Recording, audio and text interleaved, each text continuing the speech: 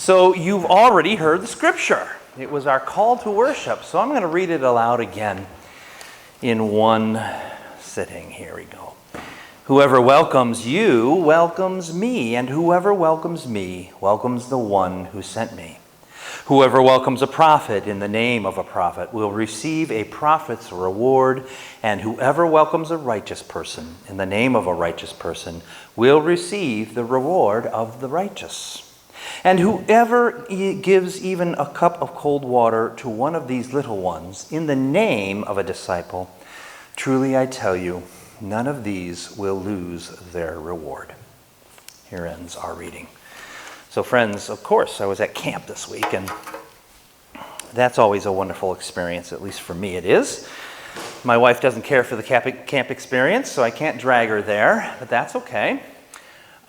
So we had 14 American high schoolers and 10 South Korean high schoolers. And of course, there is always a bit of the language divide, and there's for some of them. And the very first full day, so every day we go swimming, we go down to the lake, we swim and such. And the best English speaker in the Korean group, poor guy, he was swimming, but he had glasses, and he didn't have any strap on. And he lost his glasses in the lake. He was swimming with his glasses on. So the poor kid was sort of hobbled. He said he had an extra pair, but I don't think he had the extra pair with him. So, because I didn't see him on the rest of the day. But as the day went on, he was suffering. He was not suffering from this, but he was suffering from something he wasn't telling us about. He was suffering from asthma and some chest pain. Now, he had a breather, but the problem was, if you don't use the breather, you don't get relief. When you don't tell anybody. He was, as one of my boy counselors said, the troopers always go down first, right? The ones who don't say anything, right? So this poor kid, his Americanized name was Brad. And, so our day is finishing up, and some of the kids are going over to the showers at about 10 p.m., and 10:30 comes along, and the two of his buddies bring him to me, and he is in distress. He can't breathe. He has this terrible, terrible chest pain. So we get over to the nurse, and the nurse is checking him out. We administer his breather. He's still in pain. He's doubled over. His chest hurts. He can't breathe, and it's not helping. So we have to call the ambulance. So we took this boy. I had one of his friends. I said, so who's the next best English speaker? I sent one of them along to translate just in case he was under too much distress and couldn't express himself. So his friend Justin went with him. And Ryan, who's the camp director, drove Justin in the ambulance, took the boy. And by the morning, he was relieved, but they sent him back to his host family about an hour away or so.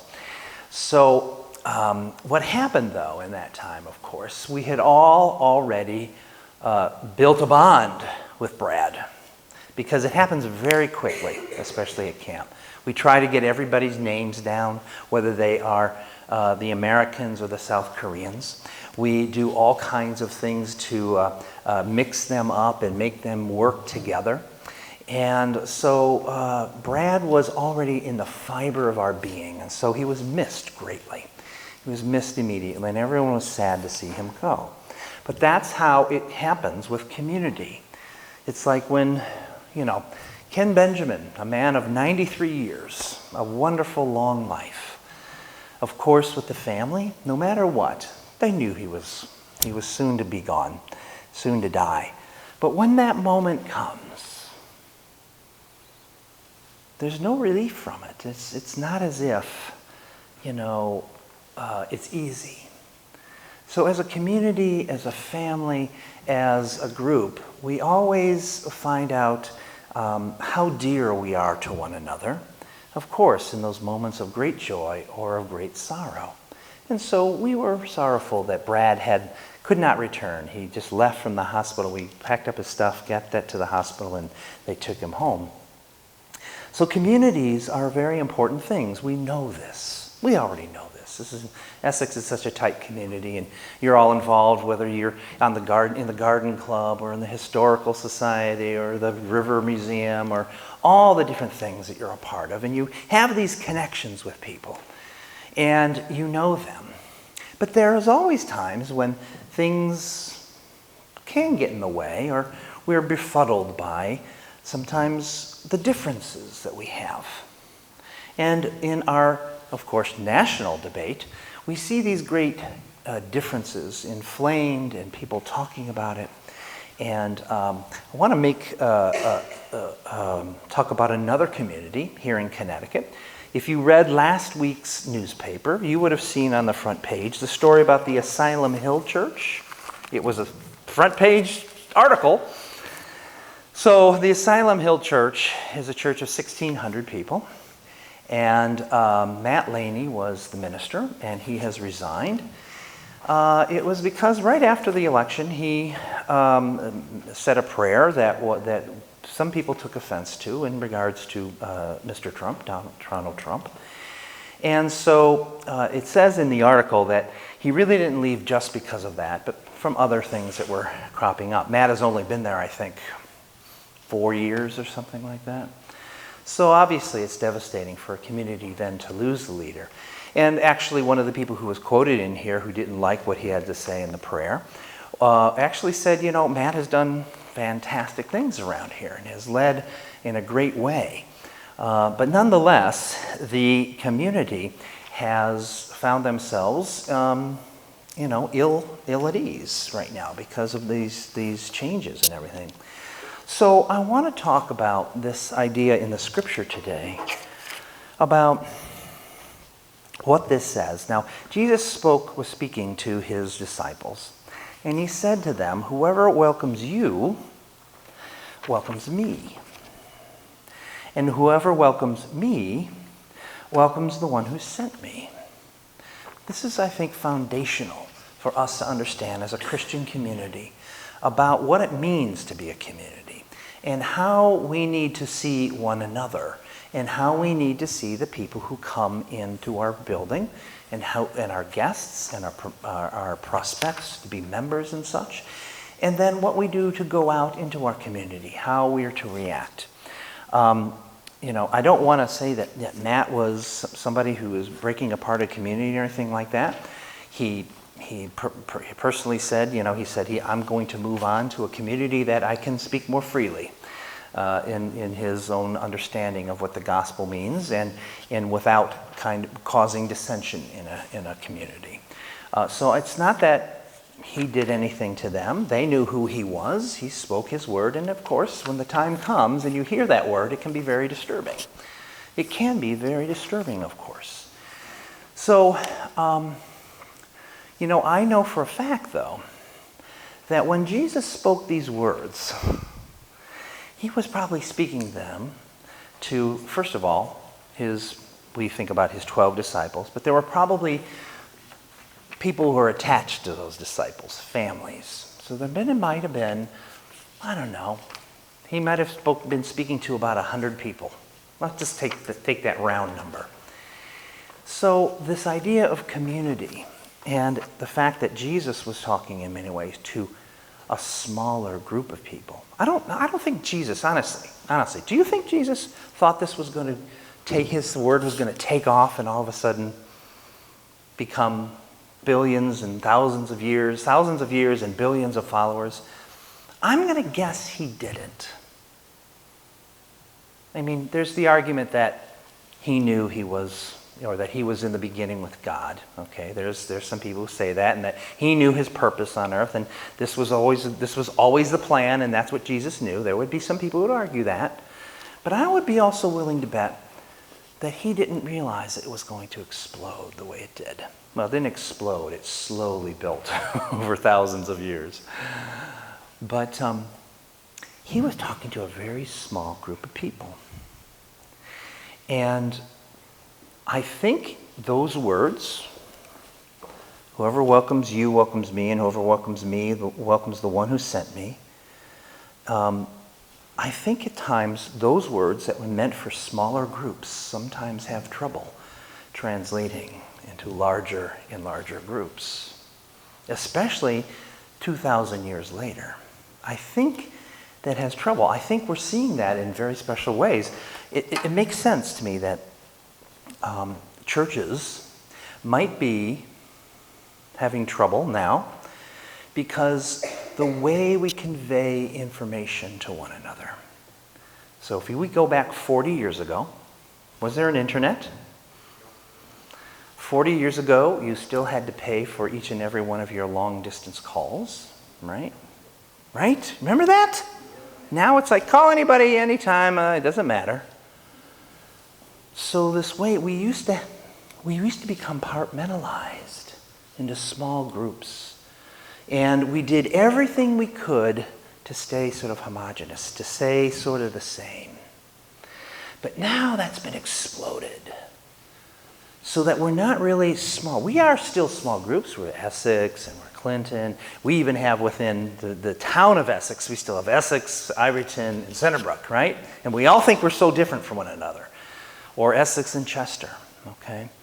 Had somebody at the Chester church say, oh no, we're so different from you at the Essex church. Oh my gosh, we could never mix. We're sort of tribal. We're tribal.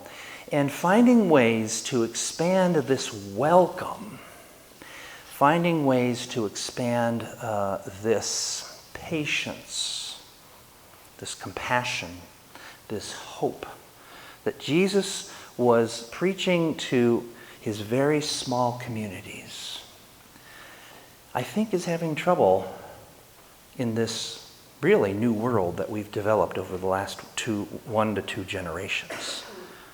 It's hard sometimes for people to incorporate welcome, patience, tolerance. Even though we're preaching it all the time and the secular public is talking about tolerance, and there are people who are no longer in churches and they talk about tolerance, but at the same time they find themselves not able to stand a certain viewpoint or worldview. This idea of, I think that's why the church is going through a trouble these days. We used to be very small. We used to be, most churches, even to this very day, probably 80% of all churches are 100 people or less. Okay, so you see how that happens, at least 80%. So this idea of welcome, this idea of a sameness, it has been challenged. And so in the same way that all of a sudden we are able to contact the outside world is able to contact us. And suddenly the things that, yes, we used to be very comfortable with, whether it was a tribalism, like, we were Americans and some other country, they were different and they were strange and they were odd. And we couldn't possibly get along, or we would tolerate them at best. Or we'd form certain alliances, okay? But boy, we were America, and they felt the same way. But now the lines have been bleeding. I have South Koreans coming every year now and being with they get along fine, We talked about some big issues, They've got North Korea not very far from them. They live under this threat all the time, right? So we talked about how that threat, for them, it's like every day. For us, it's nothing. But we find ourselves less tribal. And also, there's this sense, we're building these sort of bigger tribes. And these bigger tribes are connected by, at best, thin wires of information. And we're creating new tribes, and they aren't local. They're sort of global. And I don't know what that means for Christianity. I hope that Christianity is a message that is deeper than those new tribal connections. And people, we're just going through a phase, I pray. The church has gone through these kind of problems before, okay? Where it's broken apart and it's come back together, and it's broken apart and it's come back together. I think we're in a moment of that. But so I want you to pray for churches, the big churches like Asylum Hill, that in this time of information, in this time of our smaller tribes becoming more difficult to keep together, and these new electronic tribes are now forming, I pray that we all realize that it's going to be up to us as individuals to become the tribal keepers and the tribal watchdogs. Are we treating each other in the way that Jesus has asked us to treat one another? Whoever welcomes you welcomes me. Whoever welcomes me welcomes the one who brought me here, is in God. Are we doing our best to create perhaps a new sense of a global tribe, rather than, and doing everything we can to keep people from splitting off into the new tribes?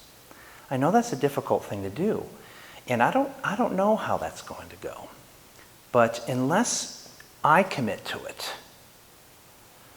then I can't expect you to commit to it. Well, you do it first, and then I'll do it. If it was such a good idea, why didn't I do it in the first place, right? So that's what I'm saying. I have to commit to stay firm, to stay loving, to stay with Jesus' message, to carry it no matter where I go, to carry it no matter what happens to me, to carry it no matter what people say to me or say about me or do whatever. The message from God is the most important one. And that, I pray, is going to be the thing that carries us through, whether it be as a church, as a town, as a denomination, as a faith, so that we are no longer... We have to adapt our world. Like I said, our world is changing into global tribes and ideological tribes. And that's not so wonderful, actually. I think we need to carry the message as hard as we can and to start with ourselves and start understanding one another and being kind and compassionate, even if somebody says something that we can't stand. Even if,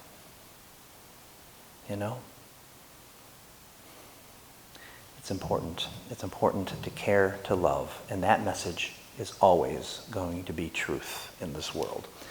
So, friends, I pray that we can all pray together, and I'm going to call us to prayer in a moment.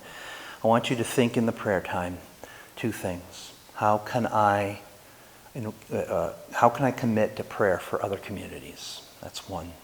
And two, what can I do right here, right now, to back down off of this ideological tribalism and find a way to make the world a loving place? So, my friends, may the Lord be with you.